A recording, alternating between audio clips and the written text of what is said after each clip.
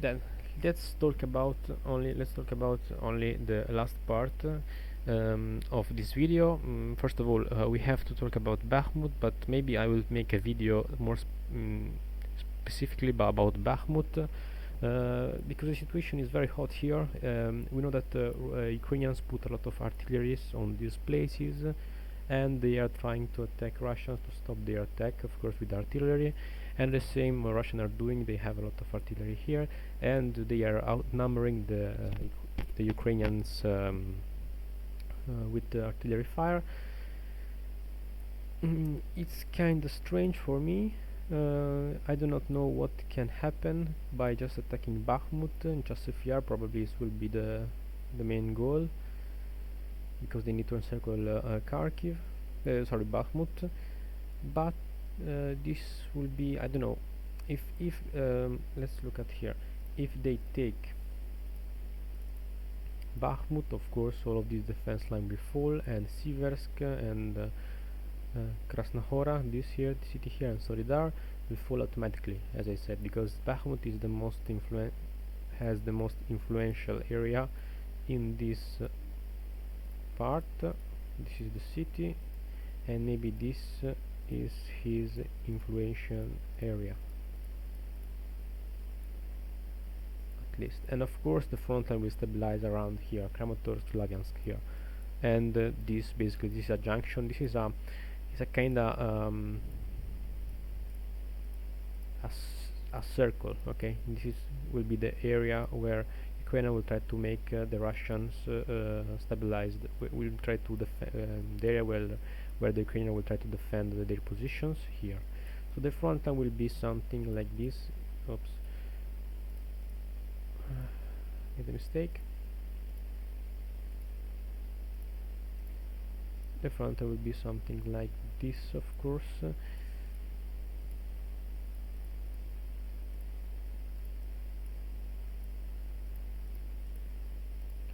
Something like this. Okay, if Bakhmut falls.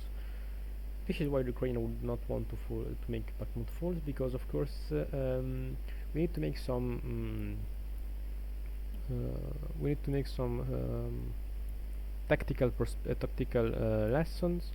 For example, if we have let's say, as we saw in Bakhmut here, a defensive line that is composed by some cities that communicate both for every city communicates. Oops, made a mistake again. For example, Krasnohora is other city, and then we have for example Siversk. Okay, this is a defense line composed by 1, 2, 3 cities, and also those little cities in the middle. If one of those cities, okay, falls, for example Siversk, if Siversk falls, then the attack of this side, okay, compromise everything in the defensive line. If just one part of the defense line is destroyed, it can be in the middle, in the left side, or in the right side. Basically, all of those other parts, they're in danger. They're very in danger. So basically, you can much more easily attack those cities, because you're basically putting them in conditions where you can encircle those cities here. So this is a principle that you need to take in count when you are attacking at defensive positions, as we saw in here. Let's say here, of course, as I said here. No. This was the defensive line of Russians. As Liman fell, all of these cities here basically fell as well.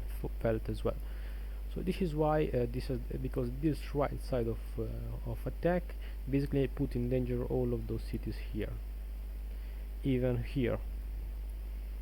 So this is why Russian retreat from all of these cities here, or this side, either because Liman were put in a big danger situation to be encircled, but it's like this, okay. And this is why the new defensive line is Fatova, Duvanka, and these cities here. if I don't know if the this is a true defense line maybe 4, but this is just too way far away. This is the defensive line here. So if they take one of those 3 cities, basically they are putting in danger Svatova or Duvanka, or maybe if they take Duvanka, they will put in danger Svatov and this city here. So the perspective is this. In another video, we're talking about we'll talk about in a much more tactical way about Bakhmut. Today, I want to mention that if the Russians will take Bakhmut, then all the pressure will be stabilized here in Kramatorsk and Zlatilsk. The main thing that I want to talk to you about in these videos is the possible attack from the south, from Russian side. Of course, they will need for this attack. I can say that you will need at least 100,000 soldiers for this attack. They will have already 20,000 soldiers of the with an offensive posture here in Kharkiv, as I said. Sorry, in Kherson. As I said, there are a lot of air assault regiment. Air assault brigade. This is a tactical battle group. This is another air assault brigade. So there are some air assault brigades in these positions. Let's see by this map. This one. This is not. This one, guard air assault brigade, Spetsnaz. Those 2 are also guard assault. So those formations here. If they put all of those formations here with someone by the DPR forces, some mobilized guys, they can achieve some 100,000 soldiers, and they can make an attack. First of all, what's the point of this attack? The main cities for the beginning of this attack will be Ugledar and Velika Novosel. This city here. This is why the Russians are pushing so hard on those cities here, and this is why the Ukrainians are pushing so hard to defend those cities. Let's say another thing. Sorry. Let's look at these positions. This is why all of these little cities. Look at here. Those cities are very little cities, that they are well defended by the Ukrainians, also because the Russians do not have, so they are pushing most of all here, because of course there is the river and those cities are supplied and defended by basically this defensive line that connect them with Velika Novosel. This city, as I said before, is the main influential area of this site, of course. With this city, those cities can still be alive, okay? So this is why the Russians do not have conquered yet those cities here, at least this is shown in this map. But if the Russians can penetrate, as I said, to Ugledar, this defense line will be broken, and they can put in danger this city here. Of course, this danger, it will be kind of slow danger, because it will take time to encircle this city, but the Ukrainians will be already compromised. Their defensive position will be compromised, and also this is why they are attacking this city here, because they want to make another attack from here to here to make some stable connection in this part of on those roads. They want to make a stable connection because there are a lot of cities here, little villages, sorry, and they can accumulate some troops all along those villages, and then to go further on their attack. So the first main goal for the Russian is to take this city here, and Ugledar here. If they take those 2 cities, at least Ugledar, this will be compromised, and then they can attack for real this city here. After the capture of this front line, of course those city will be will fall automatically, as I said many times. The next step is to go from this side and to attack to the north here and here. Why this? Because the Russian need this supply road here that connects to Pokrovsky here, this city here, and this agglomeration here. They need this line so they can go further and establish some some control over these cities. And then let's talk about this while I'm showing this on the map. Of course, if they are able to establish this attack, or here all of those cities here in the middle will be or encircled, or the Ukrainian will be forced to leave those cities, and they need to go at least till here, and then the front line will be something like this. Okay, of course we're talking about 100,000 army, so this will be done easily. But first of all, if you want to use this 1,000 army, you need to take these cities here, this city here. After this, the capture of this this city and this city, you can inject all of your army to take control over the cities, and go to take the main goal is to take this junction here. This is the east attack, this is part of attack. Then we'll discuss the little the west attack. So by doing this, you are basically encircled this city here, and if the Ukrainians do not want to be to remain on this side, the Russian can easily destroy all of those bridges here with artillery shellings, because this is very little distance that you can use. Here is just 9 kilometers, so you can also just encircle this city here and put it in danger. It is not I do not say that this city will fall automatically, because the Ukraine has some roads to go back in any case of danger, but at least you can put a lot of pressure. Of course, you cannot attack directly these cities, because if you take this city, okay, by doing this is why the Russians are taking so bad Marinka. They can put a lot of pressures to Kurakov here, but the problem is that of course Ukrainian will have from this side of the river, of the bank, they can spot easily the movement of the Russian troops by this road, so they can call easily the artillery fire, the drones, everything that they have. So for this reason they need those little road supplies, and then you will take this road of supplies, this H15, in this part, okay, Andriivka, all of these little agglomerations. And by doing this, your next steps will be to attack this another agglomeration and to go till here. So just by following the road, you need to take all of these cities here. As I said before, you take one of those two big cities, all of these little villages will fall automatically, and you can move forward. Of course, those are little villages, they have limited capacity, they could not stand off with Russians. Let's see at the disposition map. As we see, till Pokrovsky there are not a lot of course this is a references.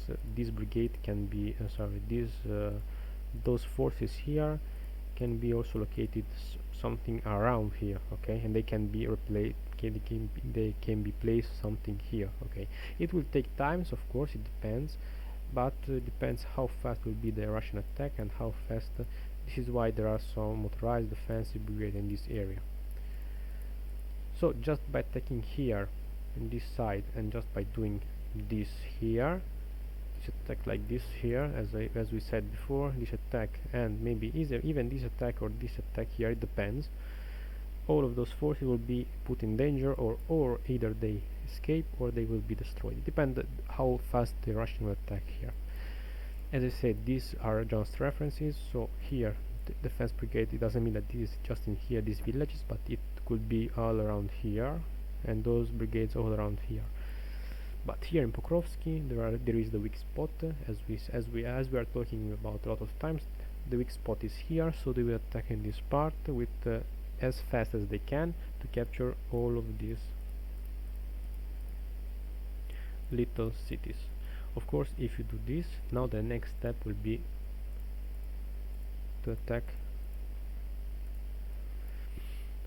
Pokrovsk here, the attack of Russians of course will be done like this.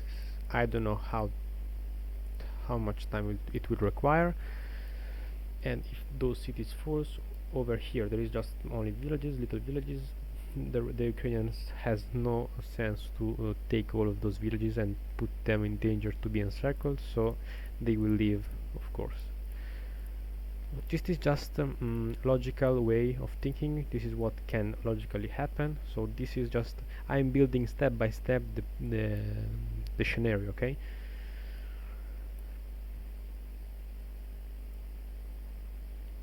Of course, maybe it's not like this, maybe it's a bit different. I'm just saying, if they if they are trying to put in, if they trying to encircle Pokrovsk, this here, Ukraine of course will be forced to leave because they will be outnumbered by this army.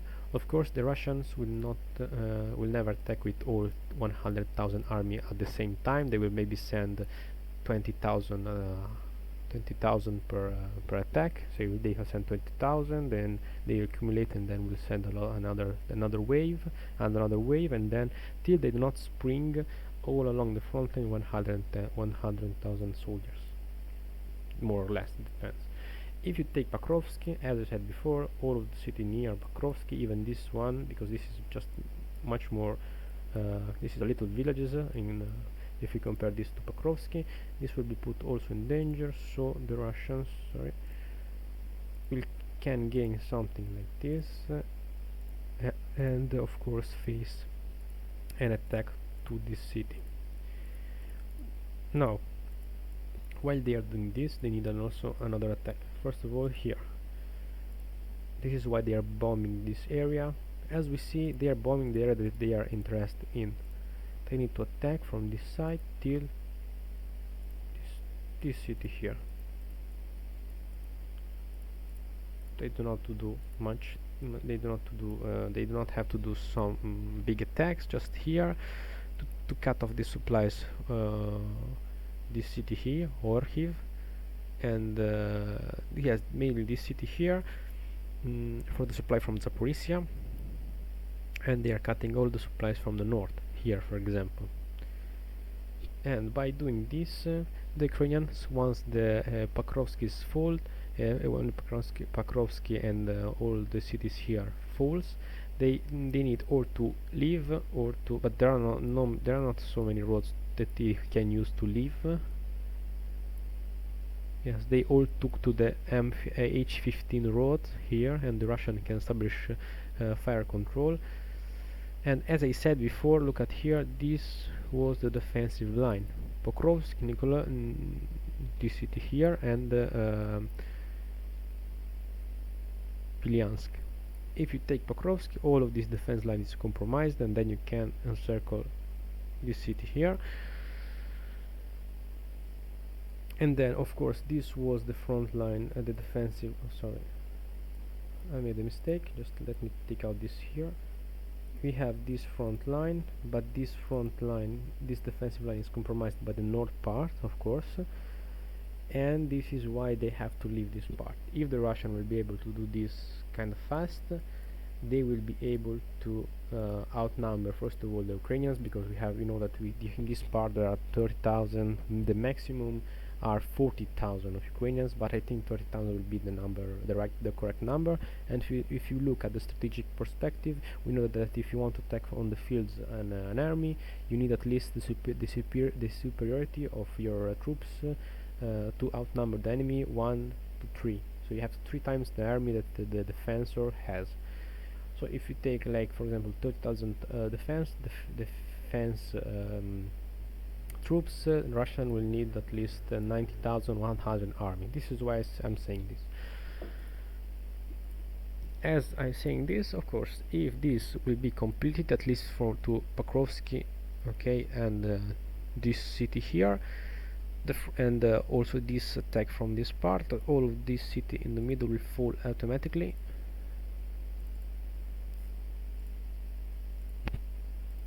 And the Russians will join their forces basically something around here.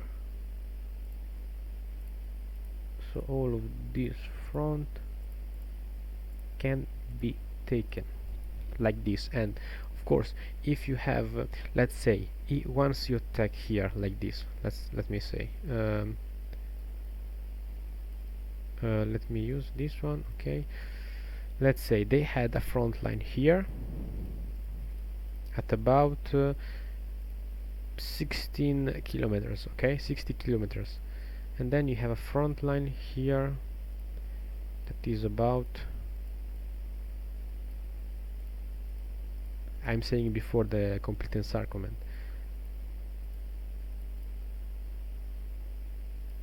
okay, about 230 kilometers. Okay, in total we have at least 300 kilometers of front line if we look at this. Just by taking this front line, just by connect those two front lines, the Russians, so 230, at least just more or less 300 kilometers.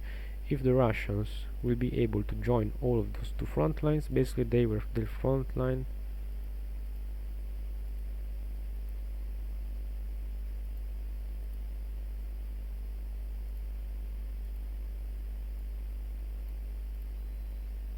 They will, maybe they will have 200 kilometers. They will have a minor front line to keep. Okay, so they will have at least 80 kilometers less to defend. This is why they need this encirclement. Of course, the next steps will be kind of further. They will need Pavlovgrad as the main city here that has the main influential area. Of course, this will be a big strike if they take Pavlovgrad.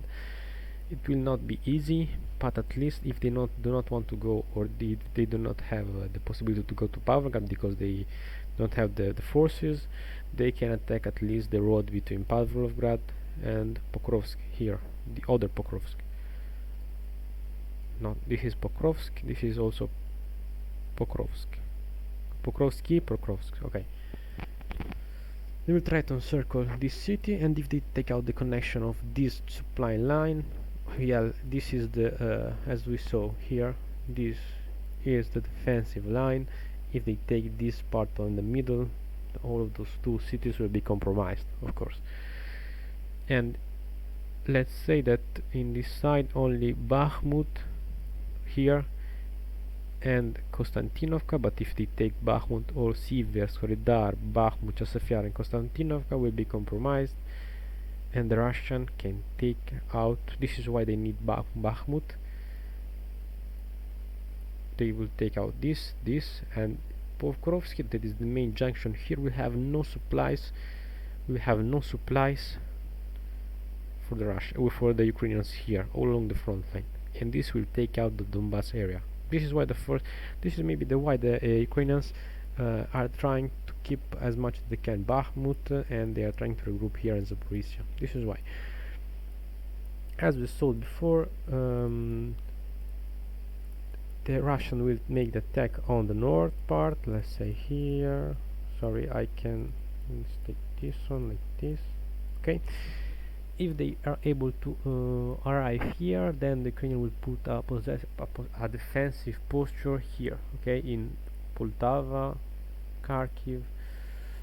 There are a lot of defensive positions. Okay, of course we cannot here. What's the main goal here for the Russians? For the Russians, they can do many things. They can try to attack from the east part, sorry, from the left part, or they're trying to attack in the middle because there are little towns here, and they will take out the connection. Probably this is the most interesting that they can do. They attack in the middle because Poltava and Kharkiv, they are connected with these roads and these other roads, of course, here. But if they take these cities, this city, and make fire control here, it will be very, very difficult for the Ukrainians of Kharkiv to supply Poltava, and at the same time the Russian will put in danger for encirclement Kharkiv. And maybe the final battle for the Ukraine will be in Kharkiv, and of course this line Poltava, Pavlovgrad, Kharkiv.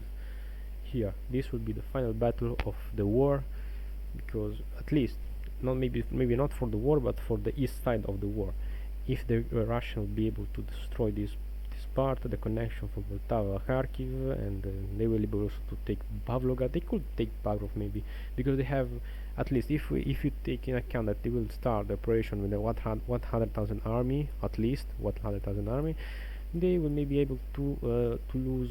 They will maybe be able to lose and to manage to lose 10,000, at least, no, 10,000 maximum of maybe of 20,000 soldiers. They will have other 80,000 soldiers. A part will control the front line, a part will be used as storm operators in these many directions.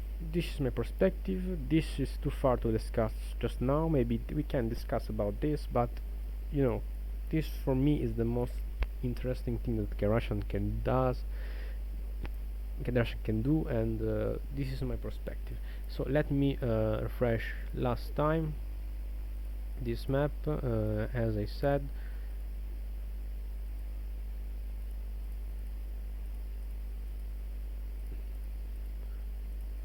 the goal of Russians will be something like this, okay, as an attack line on the south part.